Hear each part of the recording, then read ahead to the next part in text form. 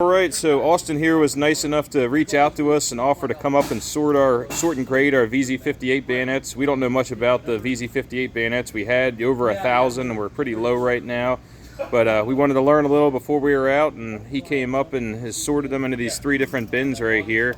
So this one right here, Austin? Yeah, so this is a Generation 2. It's got the early pattern 5-rivet scabbard, and it's a 2-rivet handle, but it does not have a cross guard, and it does not have an extended tang, and so that's what makes it a Generation 2.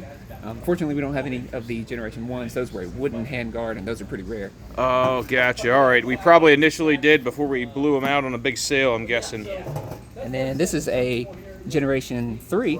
So the difference between the Gen 1 and the Gen 2 and the Gen 3 is the hand guard here. It still doesn't have the tang.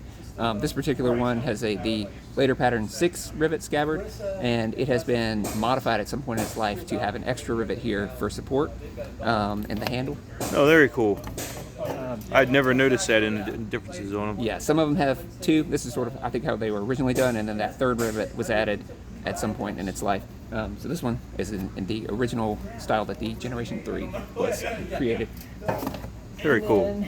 Gen 4 is similar, but they went back to 2 rivets, and they extended the tang to make it stronger, and they kept the hand guard as well as the 6-rivet scabbard. So these are the last pattern of the communist Czechoslovakian bayonets.